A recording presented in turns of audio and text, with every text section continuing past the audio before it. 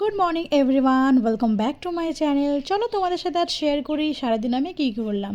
আজকে তো রবিবার, তাই সকাল সকাল লুচি আর আলুর তরকারির প্রস্তুতি চলছে। এখানে সুমন লুচিগুলো বেলে নিচ্ছে আর মা একা করে লুচিগুলো ভেজে দিচ্ছে। এই যে লুচিগুলো আমাদের ভেজে চলে এসছে, একদম গরম গরম নরম নরম ফুলকো ফুলকো লুচি, দেখলেই যেন খেতে ইচ্ছা করে। আর লুচির সঙ্গে খাওয়ার জন্য আজকেই সরু সরু করে কাটা আলুর একটা তরকারি বানিয়েছে মা। এটাও খেতে বেশ ভালো লাগে, অনেকদিন পরে এই তরকারিটা বানিয়েছে। চলো খেয়ে দেখা যাক তরকারি আর লুচিটা কেমন লাগছে। এখন বেশ গরম রয়েছে। ততক্ষণে তোমরা কমেন্ট করে জানাও রবিবারের সকালে তোমরা কি দিয়ে ব্রেকফাস্ট করলে। খাওয়ার শেষে কিছু পটল কেটে দিলাম মাকে, আজকে পটল চিংড়ি হবে। মা এখানে পটলগুলো ভাজছে তরকারির জন্য।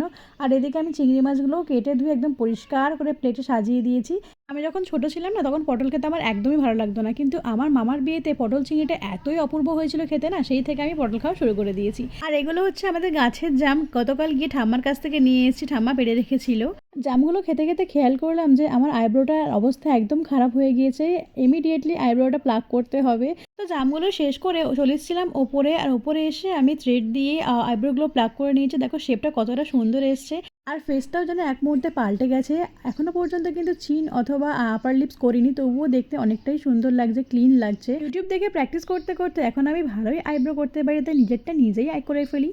অনেকটাই দুপুর হয়ে গেছিলো আর আমরা খেতে বসে গিয়েছিলাম। খাওয়াটা শুরু করলাম আজকে পটল চিংড়ি দিয়ে। দেখতেই পাচ্ছ দেখতে কত টেম্পটিং লাগছে। আর আজকে পটল চিংড়ির সাথে মা বানিয়েছিল আমাদের পুকুরের মাছের ঝাল। এখানে রয়েছে বাটা মাছ, জাপানি পুঁটি, নাইলন টিকার, এই সমস্ত মাছগুলো। পটল চিংড়ি দিয়ে খাওয়ার পরে আমি নিয়েছিলাম নাইলন টিকারের মাথা, কারণ নাইলন টিকার খেতে আমার বেশ ভালো লাগে। আর এই মাছটাতে কাঁটাও কম থাকে, তাই হয়তো আমার খুব পছন্দের মাছ এটা। আমাকে যদি কেউ বলে যে ইলিশ খাবে না নাইলন টিকার খাবে, আমি অবশ্যই নাইলন টিকারকেই চুজ করব। যাই হোক, বিকেলবেলার দিকে ঠাম্মার পাঠানো এই বেলগুলো দিয়ে মা শরবত বানিয়েছিল। আর দেখতে অনেকটা না ফ্রুটির মতো লাগছিলো, কিন্তু খেতে ফ্রুটির থেকে 100 গুণ ভালো গাইজ। আমার খুব ভালো লেগেছে এই বেলের শরবতটা। আর এরকম একটা সুন্দর সানসেট দেখতে দেখতে আজকের বেলের শরবতটা এনজয় করছিলাম। তারপর নিচে গিয়ে দেখি সুমন কেক নিয়ে চলে এসেছে, কারণ আজকে তো মাদার্স ডে তোমরা সবাই জানো। তার জন্য মায়ের জন্য একটা কেক নিয়ে এসেছে।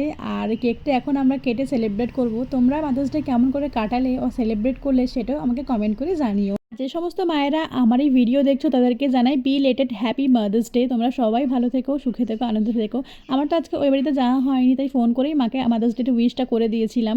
অন্য একদিন দিয়ে হয়তো সেলিব্রেটটাও করবো। তো চলো আমরা এই কেকটা আজকে এনজয় করি। আর তোমাদের এই ব্লগটা কেমন লাগলো অবশ্যই আমাকে কমেন্ট করে জানিও। আর ভিডিওটা ভালো লাগলে চ্যানেলটাকে সাবস্ক্রাইব করে দিও, লাইক করতে ভুলো না। দেখা হবে আরও একটা সুন্দর মিনি ব্লগে অথবা বড় ব্লগে। টাটা।